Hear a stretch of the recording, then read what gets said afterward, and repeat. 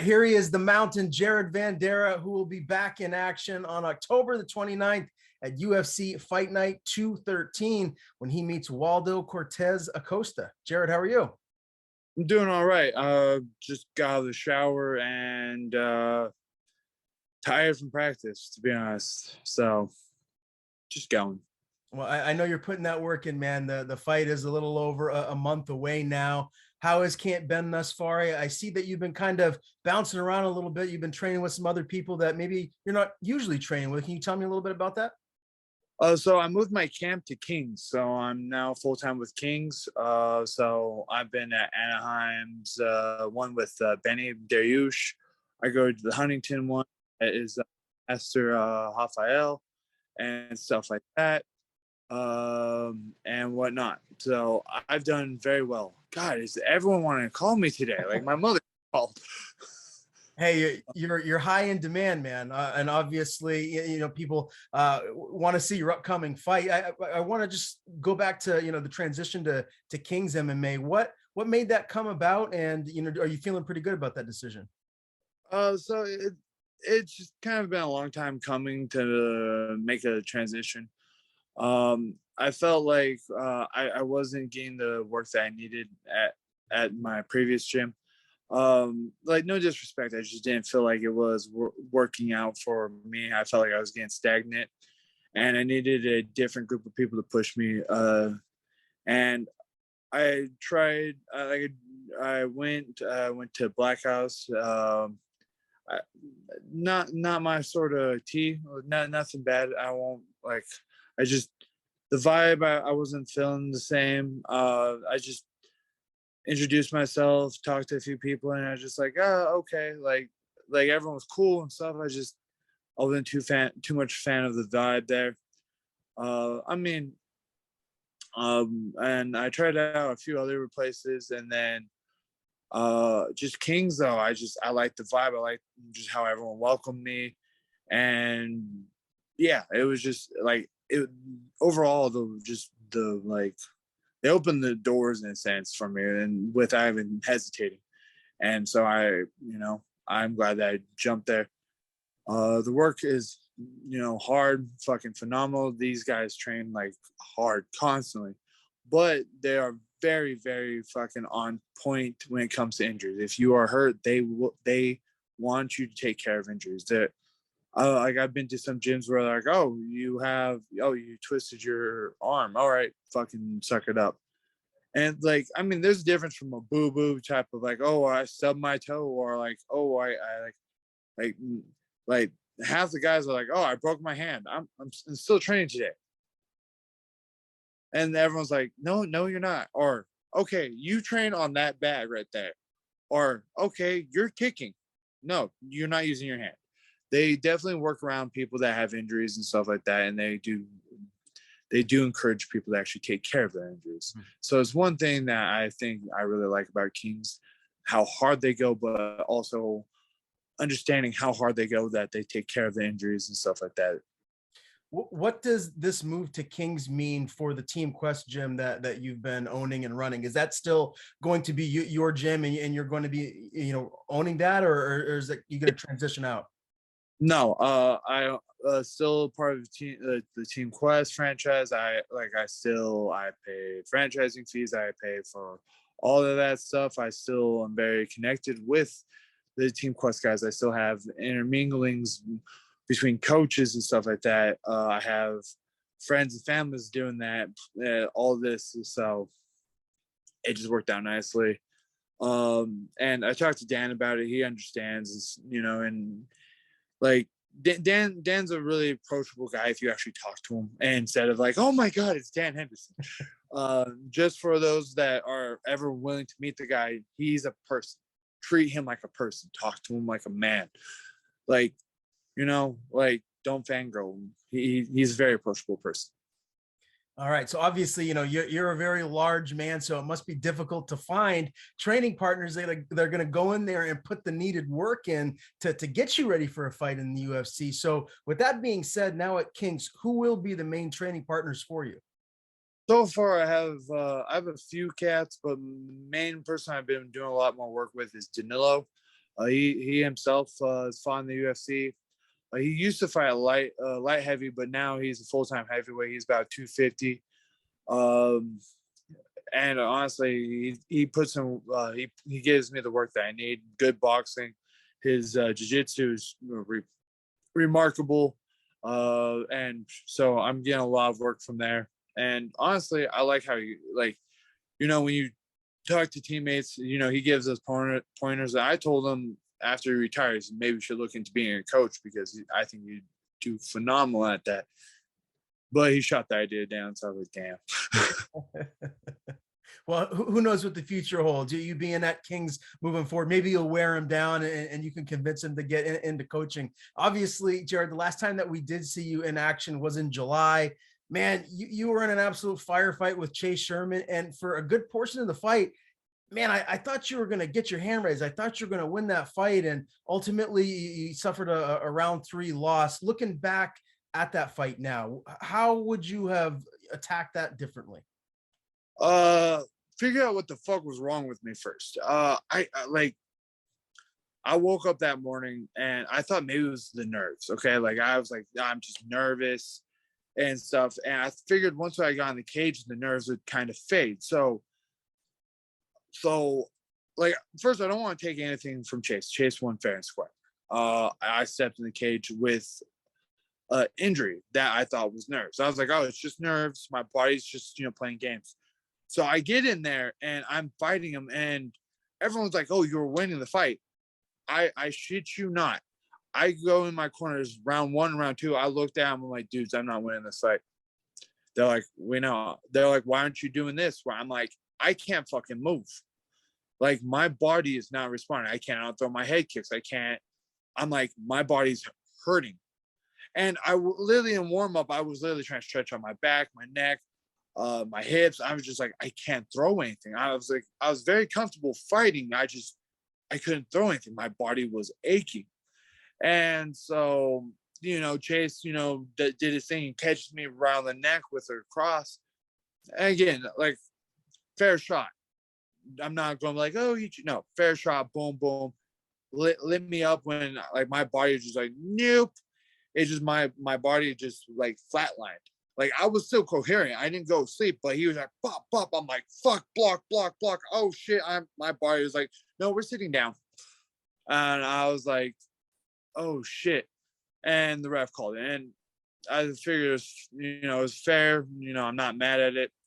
I haven't really watched the fight. I've watched the knockout part of it just because I was like, what happened? And I was like, maybe I don't remember it, but sure enough, I got hit right here.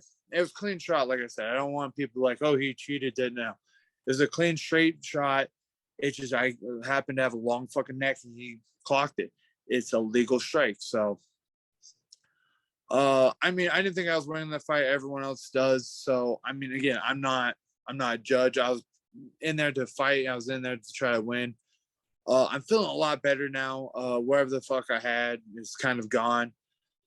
So I'm just, excited to fight this fight with Waldo and call it another, I want to get back into the win column and stay in the UFC a little bit longer.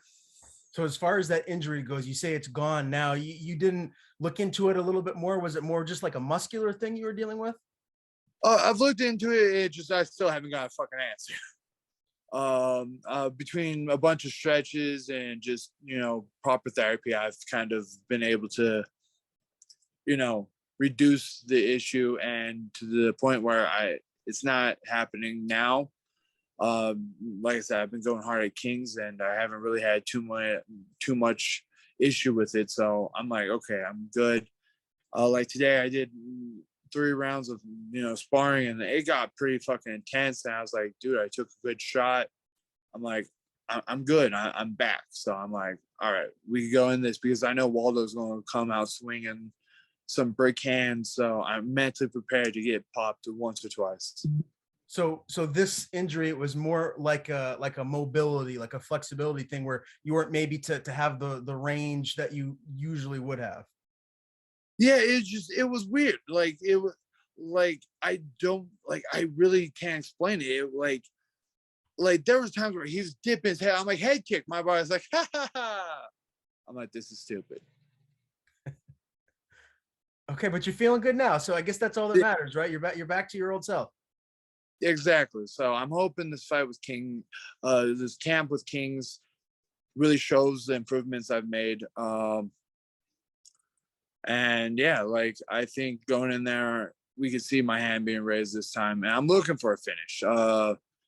I'm tired of trying to like go long rounds. I'm looking for a finish.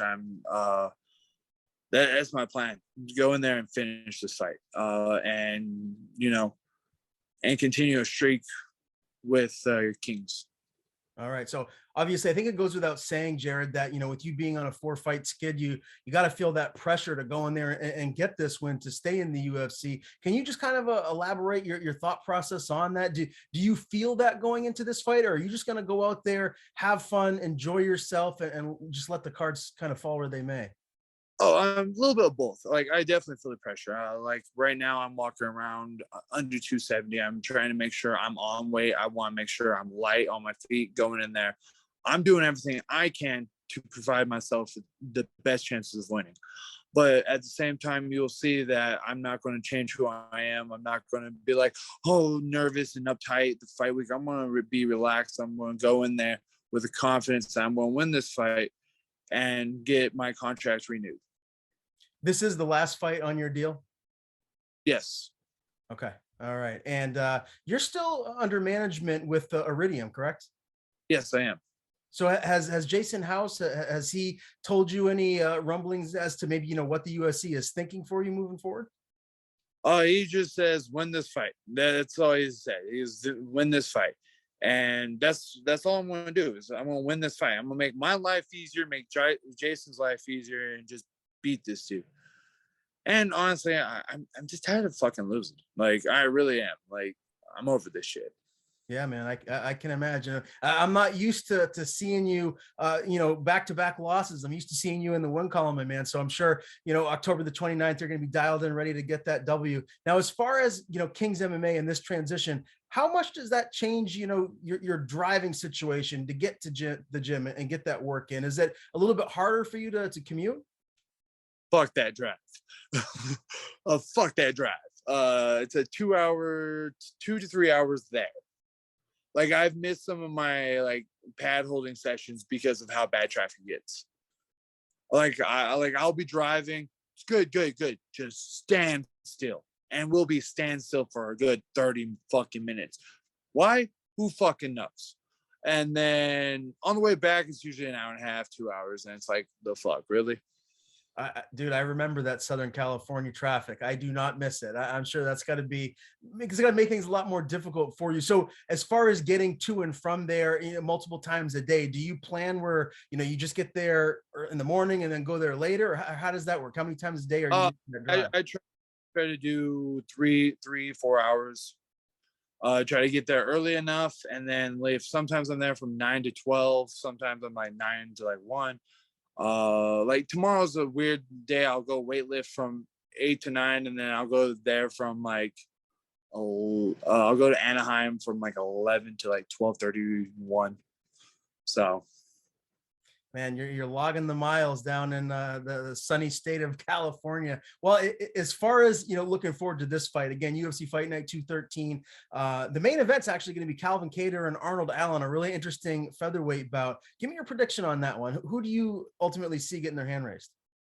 to be honest, I don't know who Calvin Kattar's fighting, so I'm gonna go with Kattar just because I don't know the other person. All right. Not to be, I just don't. No worries, man. Well, everyone knows Jake Paul, obviously the social media star, and now he's taking on Anderson Silva in that boxing match. I got to get your thoughts there. That's right around the same time frame as your fight. Do you feel like Jake Paul's going to spring another, I guess I want to say upset, because I didn't think he was going to beat Tyron Woodley, but I think Anderson Silva is going to be even more of a difficult fight. Do you think he gets the win? No, I think it's a UD decision for Silva. I think like people want to hate on the guy, but the reality is he has the money to train, and he trains quite a bit. And I think people need to stop like discrediting the dude. I think people need to respect the guy's ability, and then fucking go into just watch the fight and expect a fireworks show.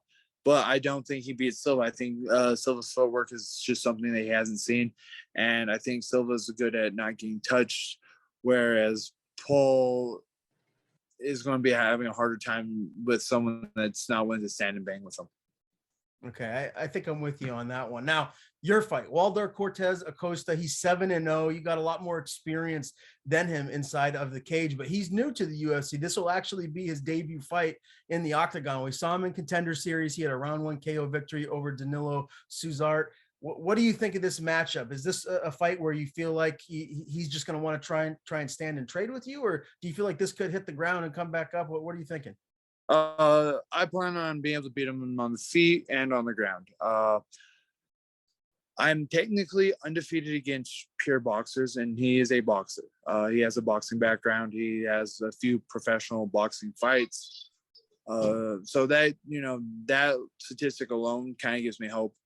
But I've been putting in a lot more hours at Kings with the grappling aspect too. So I'm hoping that will play dividends. And honestly, I'm comfortable in my striking to beat him there too. So I plan on being able to beat him on the feet and on the ground and in the cage and clinch, but gotta be a little bit more precise for the fans. No doubt. As far as what round goes, is this going into deep waters, or are you getting him out of there early? What's your official prediction? I want to get him out early, but if we have to go round 7, I'll get him out around 7. So were you impressed from what you saw on Contender Series? I'm sure you watched that fight at this point. Yeah, I actually watched it unintentionally, realizing that would be my next opponent. But yeah, I just, all I saw is him rely on his right hand. Like everything else, like, don't get me wrong, a right hand could get you pretty far in the heavyweight division. So but that's kind of all I saw. And then the dude they fought had beautiful head movement. I can't take away, his right hand not being worked constantly when that dude flipped it. I was like, damn. I was actually leaning towards him. I thought he was going to win the fight, just based off how it looked. And then, sure, fucking Waldo catches him. I'm like, hey, one punch changes the fight. All right. Well, I can't wait for this one, Jared. It's always must-see TV when you step inside of the UFC Octagon. Again, it goes down October the 29th, UFC Fight Night 213, Jared Vanderaa, Waldo Cortes-Acosta. It's always a pleasure talking to you, buddy. One of my favorite guys to interview, not just in the UFC, but just in the whole sport of MMA. So it's always great having you on the show. Before we do sign off, I want to give you the floor. Please tell people where they can follow you on social media. If you have anyone to thank, the floor is yours. Thanks everyone for watching and listening. You can find me on every platform, Jared Vanderaa, Twitter, Twitch, Instagram, Facebook. So yeah, follow me on those. Thank you. I appreciate it all.